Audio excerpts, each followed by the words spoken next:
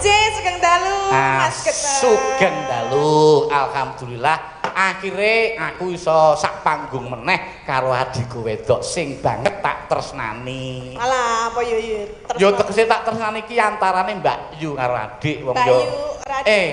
Kakang karo Adi wong nyatane ya dhewe wae kowe iki pernah ya adikku ya dulurku dhewe. Nggih, ndelek remen panjenengan sakmenika sampun laris. Alhamdulillah oleh pamujimu ning senajan laris saka yang apa sing penting iso tak nggo nyambut gawe bareng-bareng karo kanca-kanca. Nggih, menika ingkang sae. Mergo ngene Mbak Tatin, ya najan dikepi wae kok ora ngetokke aku dhewe ning sejatine sadurunge Kisena Nugraha kuwi seda mbuh sithik akeh aku mbiyen ya wis duwe gendera dhewe. Dadi sak sedane Pak Sena kuwi sing tamu-tamu sing padha nimbali aku ki aku ya ben kanca-kanca ya nyambut gawe, aku ya ngrengkuh kanca-kanca warga laras ben iso tetep nyambut gawe bareng-bareng ngono. Injil leres. Sakderenge Pak Sena sedo jenengan sampun mayang terus. Dadi sakniki tambah laris. Amin. Ya sing baku tetep iso dienggo nyambut gawe bareng-bareng. Perlune kanca-kanca warga laras tetep iso eksis ngono. Nggih, aja nganti bubar. Aja nganti bubar. Aku ya matur nuwun karo Mbak Tatin. Iki ujube bengi iki asline kan biyen kan jope almarhum Pak Sena. Ya kuwi mau krida budidayane manungsa tan kuwawa bedah purbaning kang kawasa. Mula terus sing kagungan dalem Mas Yoyok ngersake dibajutke sing mayang pun kakang karo adimu Gading. Mas Gading. Mula matur nuwun panjenengan wis nyelake ora nampa job jaba ngono. Dasare ya ora nampa kok. Mboten nggih pokoke kula endi ingkang dhisik ngono kuwi ya. Dilalahi kok niki pas selo. Pas selo terus benjang sing tanggal selangkung niku ki donge nika nggih kula ajeng mriko ning mboten saged. Mergane tanggalnya dijokke. Oh iya iya. Mongko dokno biyen kan dokno tanggal selawi ya. 24. 24 terus diundur tanggal selawi. Nggih. Ngaturake kanggo Mas Pak Susanto. Pak Susanto ning ngaturake sing dikitanke dhisik. Oh nggih, Mas sinten?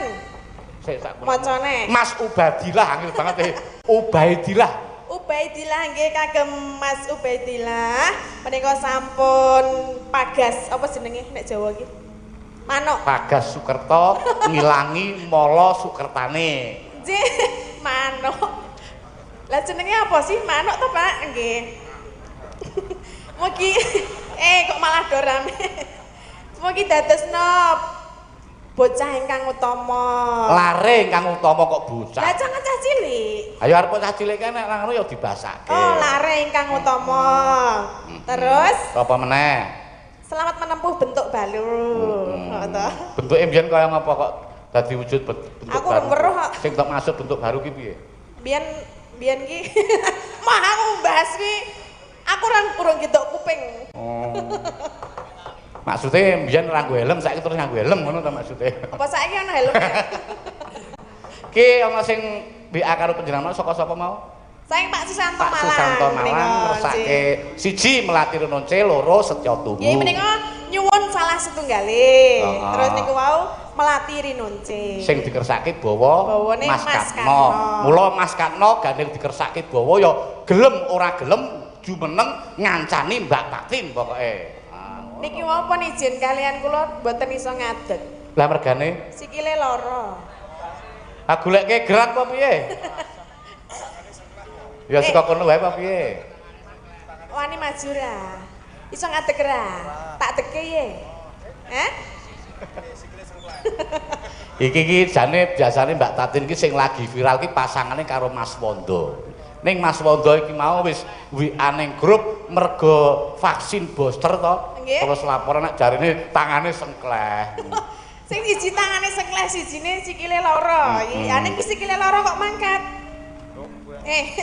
Mas Katno. Yang bawa Mas Katno. Nggih. Menika kagem keluarga Bapak Toto. Yoyo. Mas Yoyo. Oh, Mas Yoyo, mugi tansah sehat selalu, ayem tentrem, lancar rezekinipun, pokoknya tansah bagya mulya.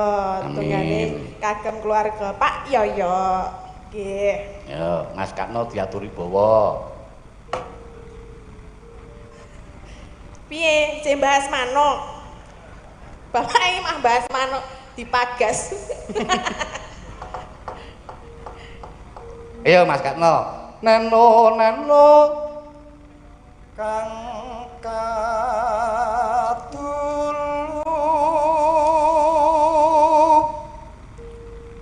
raroncen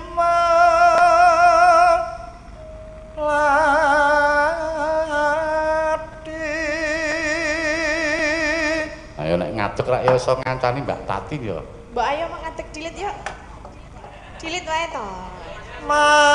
Tetep ora gelem. Piantun siji cen angel lho.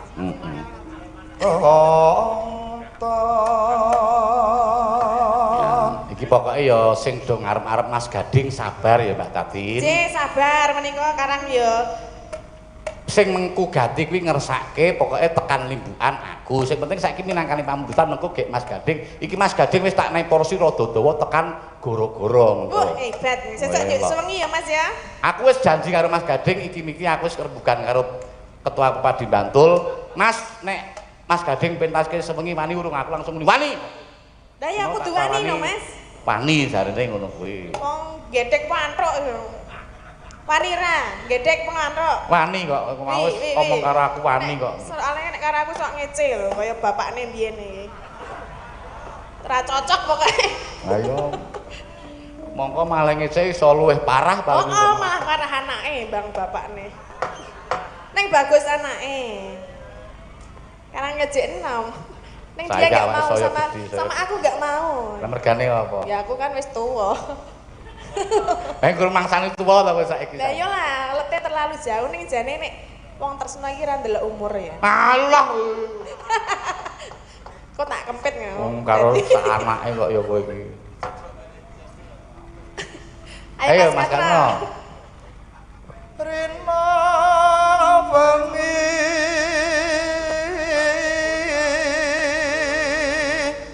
ambung dadi empen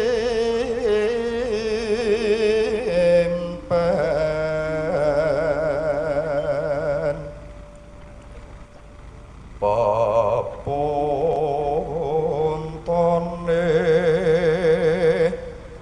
pantes tiku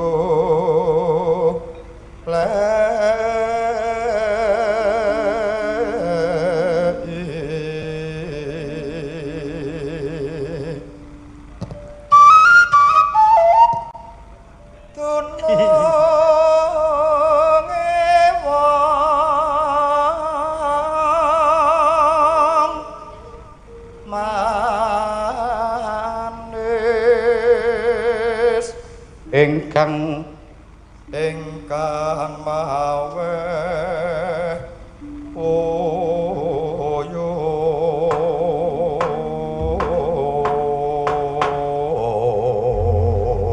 ya matur nuwun diaturake sing alus-alus sithik ya Nok ya. Nggih menika transferanipun. Wah menika transferanipun ya mengko tak dadekne siji dienggo tambah kekayaan kanca-kanca warga laras. Ternyata ya Mbak Tatin jujur. Iki mau tulisannya transfer 500, iki ya 500. Lah ana sing ra jujur, Pak. Ayo minggu menawa kok ya. Wong nyatane buktine transfer ya tak kirim ya. Nggih, lah ngopo ta ya, ngopo. Ya itu milik kita bersama.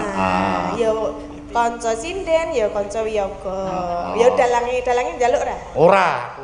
Aku iki saben mayang saiki yo oleh transferan pira-pira oleh apa kuwi oleh saweran pira-pira mesti tak pasrahke kanca-kanca. Nggih. Sesuk ra ya oleh gantine. Oleh gantine. Dasare panjenengan kuwi nembang nek ora diiringi kanca-kanca ya ora mlaku. Aku dhewe mayang nek ora diiringi kanca-kanca ya ora mlaku. Dadi iso daya dinayan mitra kerja. Mitra kerja. Iya. Neno. Yuk. Lakae wis mrene nyangking kembang melati rinonse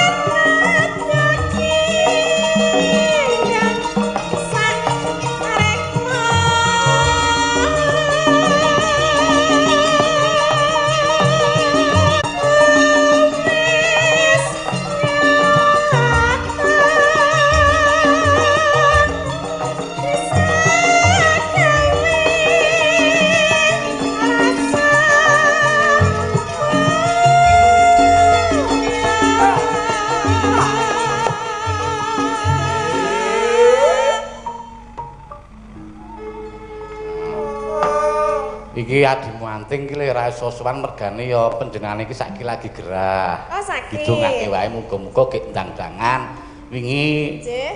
WA karo aku nek sakit tenggorokane ora iso nyuwara. Malah kepara wingi wis nuwun sewu metu darahe. Mula iki sementara iki Mbak Anting iki libur udakara seminggu. Oh, nggih. Job-jobku ya kepara dibalak ora apa-apa nek alasane iki sakit kuwi ora ono siji lorone. Nggih, semoga cepat sembuh Mbak Anting. Aku ya sakit lho, Mas. Sakit apa? Sakit hati. Mbok kene tak tambanane apa piye? Hatiku hatimu. Ah iya.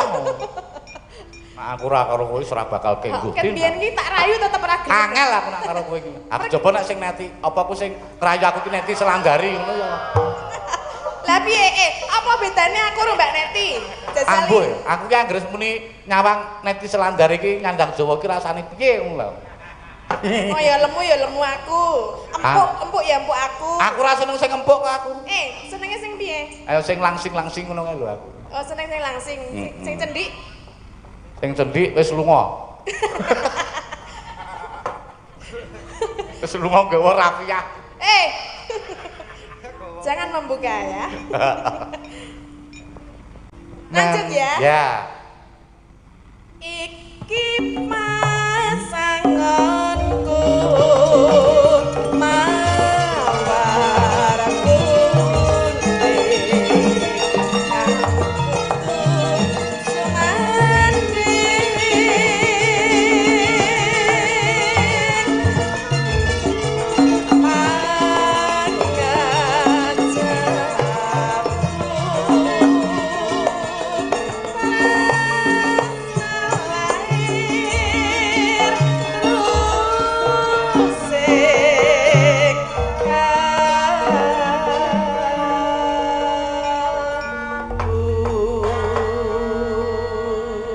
matur nuwun Mbak Tatin, sing alus-alus wis diaturke saiki lenggah sawetara.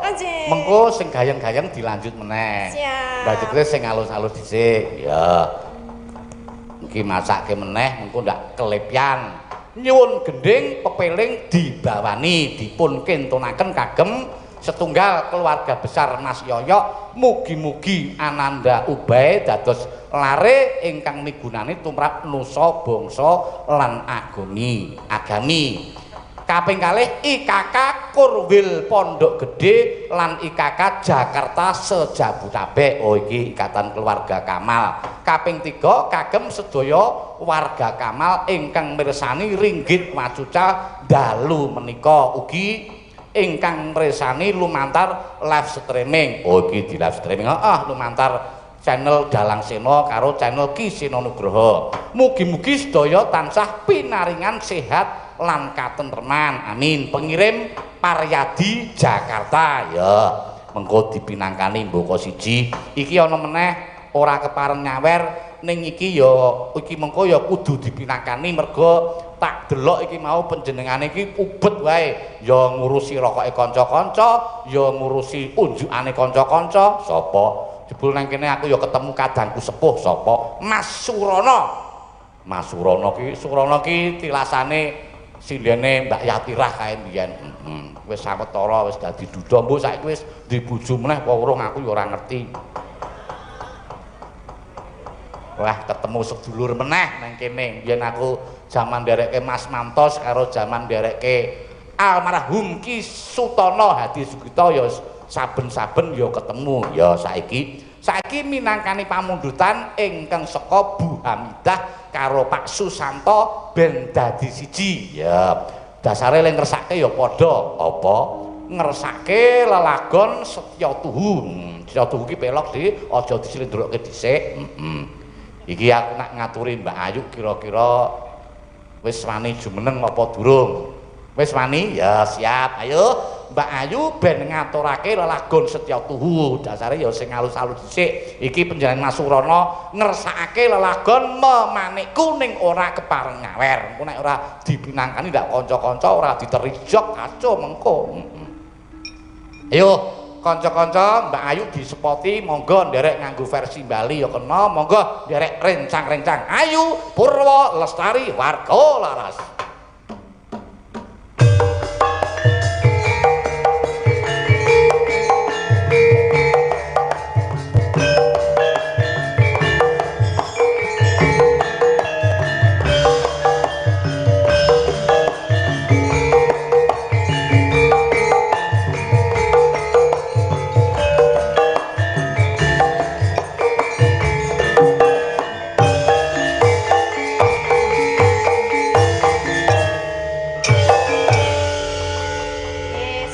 dalu Pak. Inggih, sugeng dalu.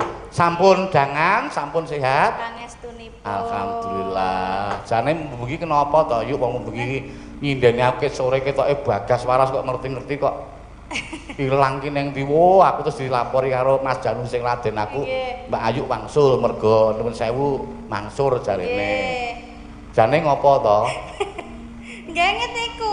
Oh, mbok menawa masuk angin kuwi. Mbok menawa. Ming kurang istirahat. Mula ya nek sampeyan ki kudu iso bagi waktu gandeng panjenengan ki ya duwe anak cilik, ki le momong ki ya gentenan, ora sing lanang ming turu wae kowe momong terus ya mesake to raan. Nggih jane nggih sing sae ngoten niku.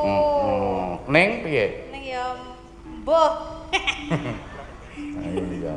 Sapa sing kakung kae, sing kakung sing ngasta kenong kae. Kae apa-apa loron kok gandeng sing kenong ora iso mangkat mergo mara sepuhe keseripahan sapa panjenengane Pak Parjo kenong, terus sing kenong ganti Pak Kiswan apa-apa iso kae mayang apik, nabuh apa-apa ya iso jan.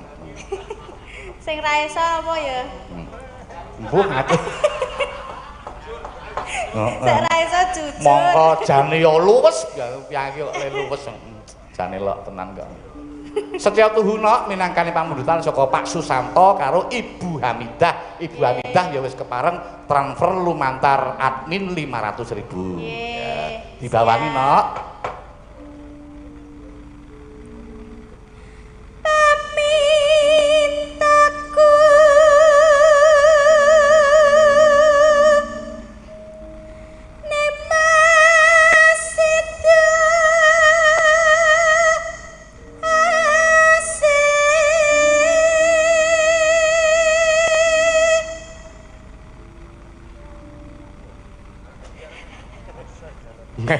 Simbah-simbah le ngendika seru banget.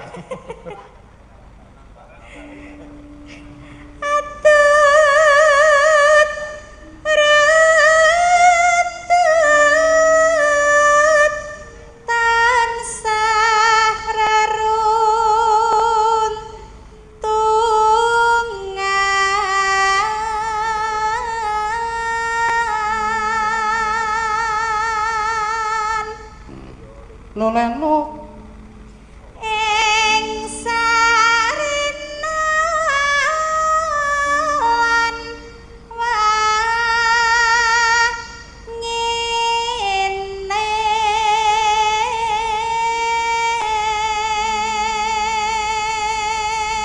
noleno datan genggam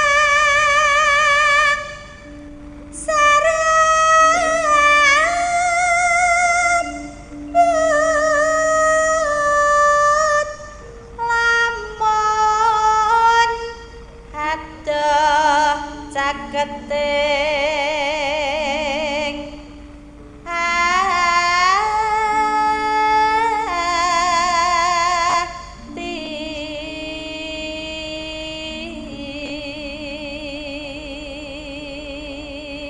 biasane ngene iki tok selingi nganggo omong-omongan interaksi sing rada suwe selak sing do nunggu anak-anakku gading iki mengko ndakne selak do ora srata iki sing baku minangke nek wis terus ben Mas Gading tampil mengko do ditunggu-tunggu penggemar iki pancen Mas Gading sengaja tak nei apa piadekan pirang-pirang mengko tak nei adekan jejer loro barang ben karo dienggo belajar apa-apa le ajar kendel pokoke sing kendel wae yuk. yen cedhak tansah mulat sida asih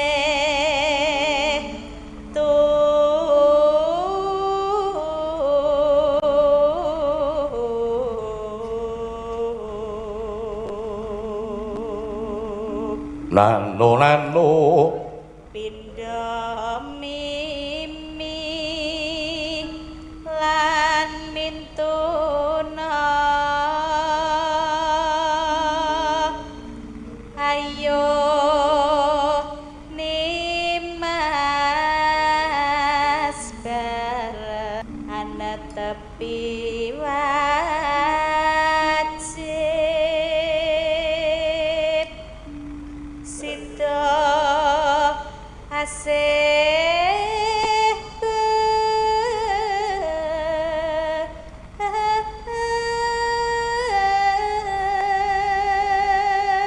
munggah no. Anu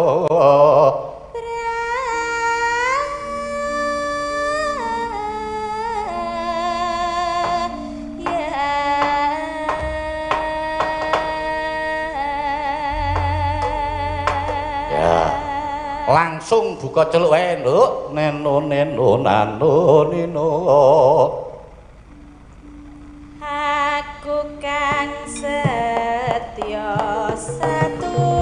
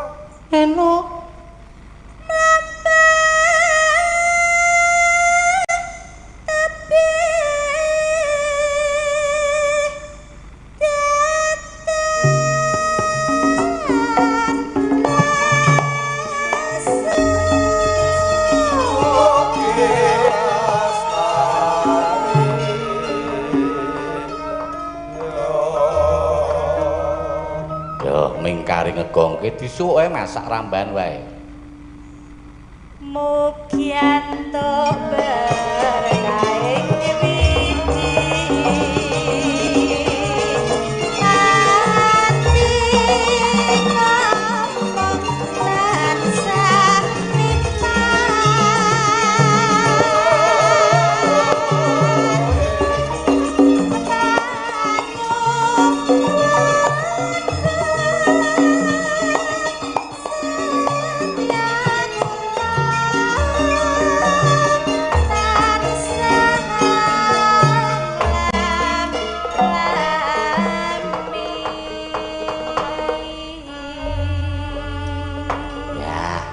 matur nuwun Mbak Ayu ya urute iki sing saka panjenengane Jakarta mau Piai Jakarta mau Pak Paryadi mau ngersake lelagon pepiling dibawani ya ben rata sindene 6 ben kabeh ya jumeneng iki aku tak nyuwun ana ngersane Mbak Wahyu karo Mbak Neti. Nah engko terus sing pungkasan minangkane pamundhutan memanekku karo tembang kangen sing saka Mas Yoyok mau ben 3 mengko. Ya saiki Mbak Wahyu karo Mbak Neti tak aturi jumeneng. Ayo Wahyu Neti Selandari.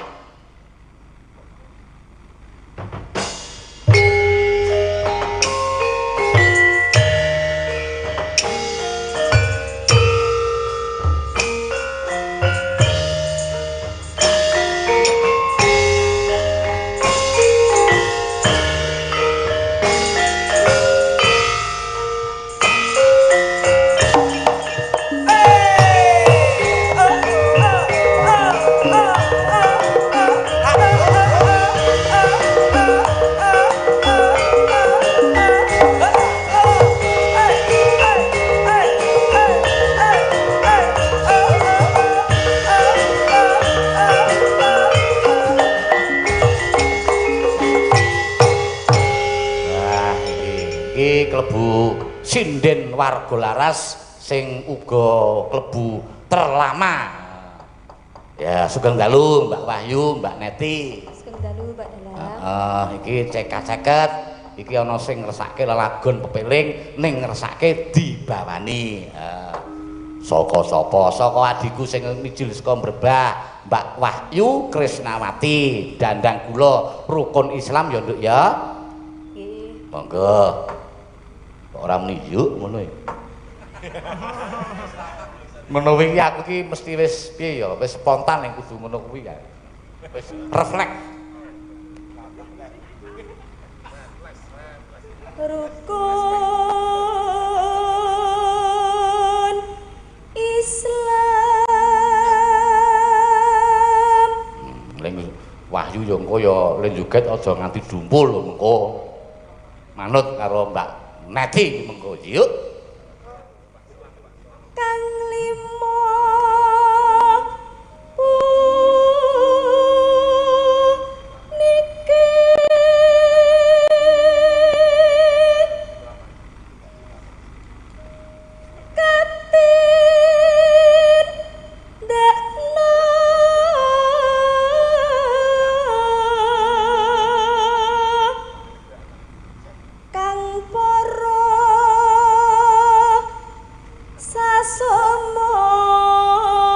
Mbak Neti aja sahatate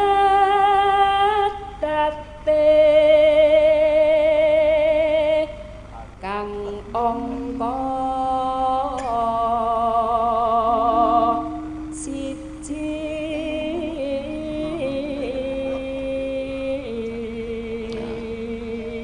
Bareska minggir Sleman dioper meneh ning Berbah Sleman. Neno kang angka loro salat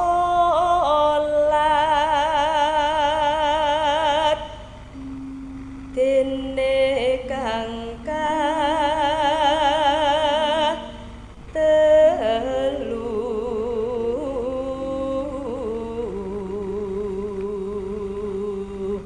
neno Ramadan nindakno poso kapat zakat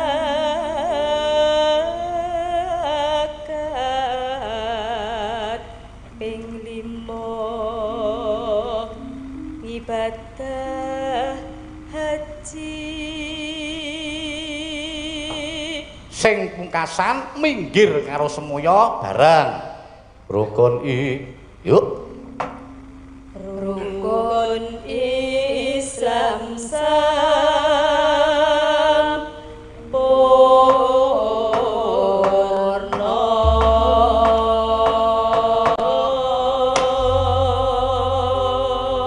ya yuk rukun Islam pepeling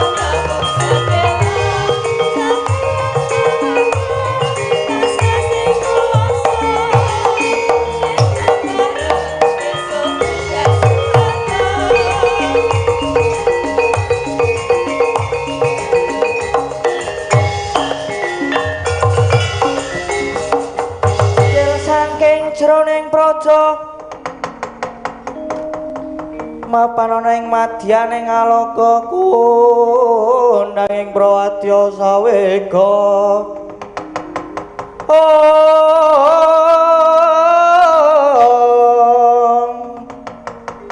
Pok sur tambur miang suling papanden taludak miwa bandira kakandha warna-warna Pindha jala Dyana Sri kawuryan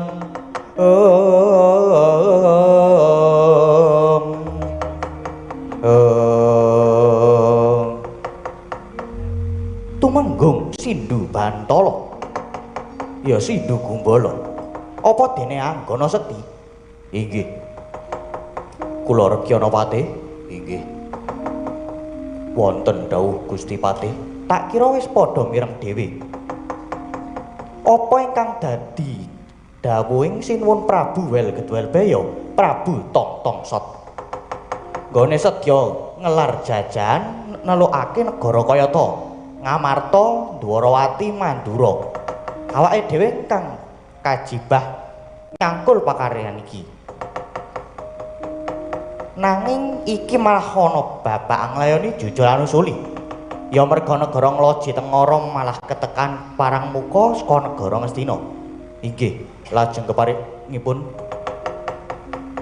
iki ingkang nekani musuh saka negara Ngastina mbok menawa iki pancen ana gandhengan kelawan nalika semono tumenggung Anggana Sekti nggone nyidra utawa nyolong dampar kencana negara Ngastina mula prayogane sadurunge musuh lumebu ana kraton Ngloji Tengara dipethoke luwih dhisik nanging ingkang praitna merga iki sing mandhegani Prabu Baladéwanata Mandura inggih prayogi mekaten Gusti Patih inggih ngestoaken dawuh Gusti Patih layan wis padha samapta dawuhna kabeh prajurit jalaran wadyabala negara Ngloji Tengara niki werna-werna dumadi saka menungsa kethek buta yoga barang ya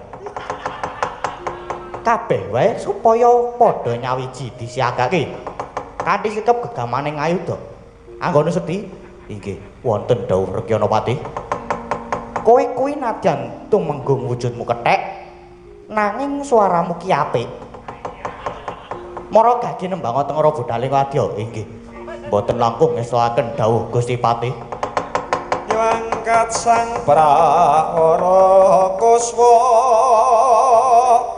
Makara-kara kumewang gegetari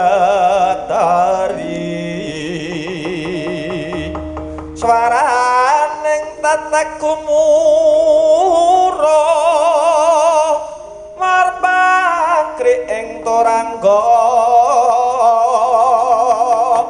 bandhe beri munya sauran mangungkum pracena umangkating prang bandera tyasing prajurit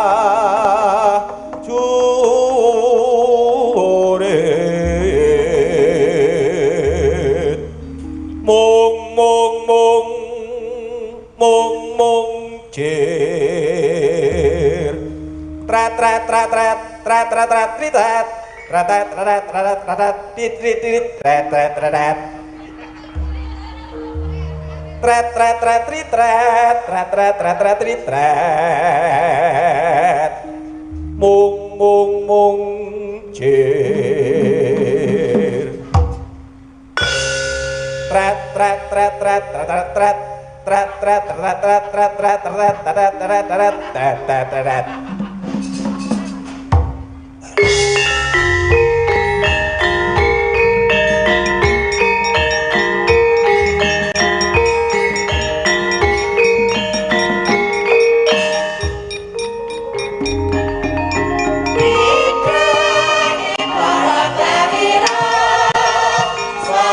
Raja Kanggo, Raja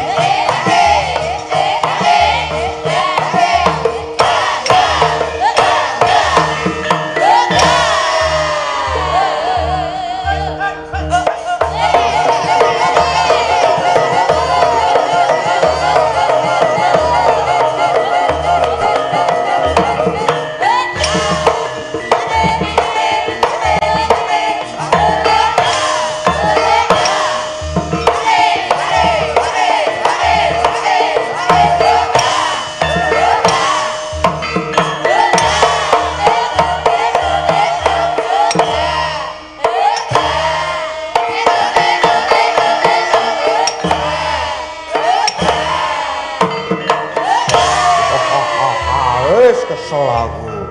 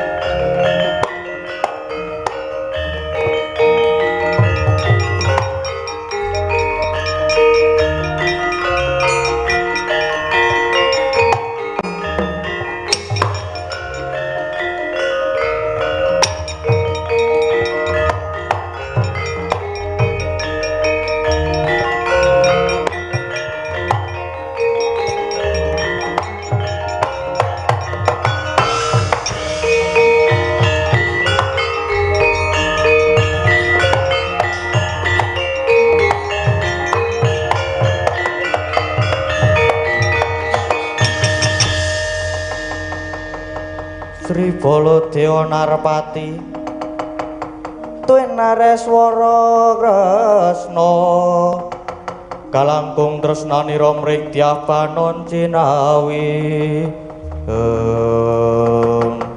Yai Karna Paman Harya Sengkuni inggih wonten dawuh Koko Prabu inggih kula ngger Yai Karna bareng awake dhewe wis kelakon mlebu ana ing negara Nglaji-Tengara. Wah, ora ngira jebul ya mung negara cilik.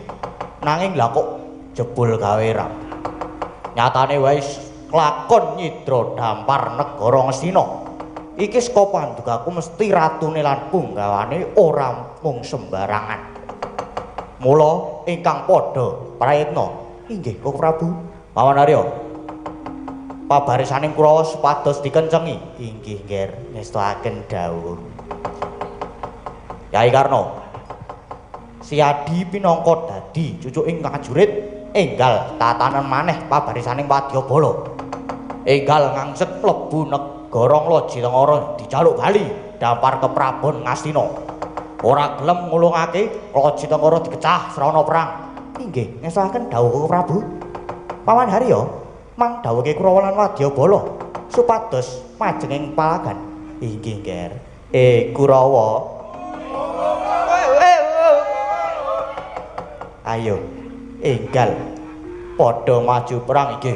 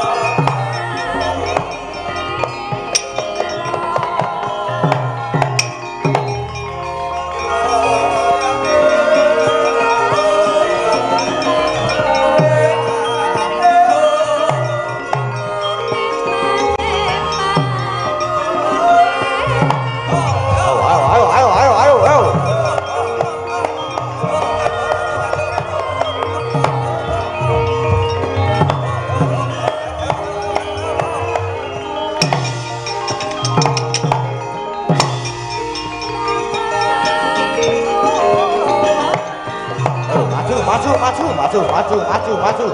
Oh, maju.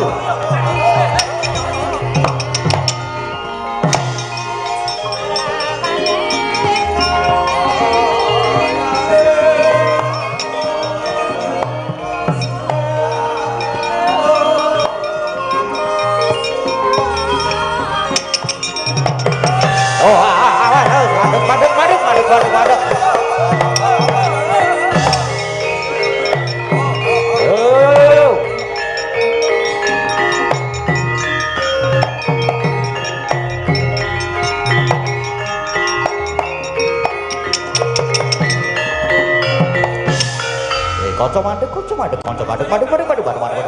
Hati-hati lho, Cong, hati-hati lho iki wis ketemu ngene lho. Yo hati-hati. Iki sapa iki kok nyocok nggon buriku iki? Iki wis ketemu, wis ngadepi mungsuh. Prajurit, wani mlebu negaraku. Apa iki prajurit Ngastina? Yo. Dasar kepara nyata ayo. Wong-wongan nglut Jitengara. Gelem balekke dampar apa ora? Ais. Balekke piye? Dampar wis mapan ning negaraku. Wis dadi kagungane Sinuwun Prabu wel keduel pe. Wah, yen ngono pancen ngejak Suraya. Kon saya dikecap perang.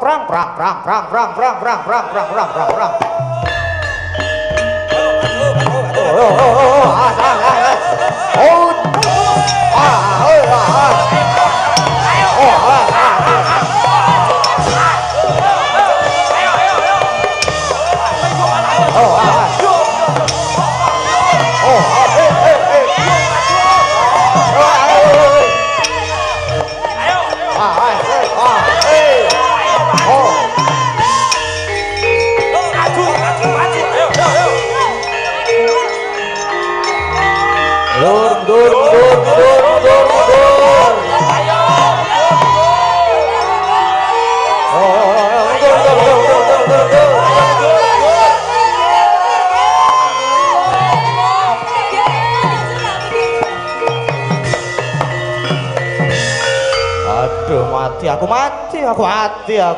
mati tenan iki. Aduh. Tanganku sempal iki, sikilku buntung. Aduh. Anyo. Enak manah nyerangku ndani ngeruang iki. Aduh.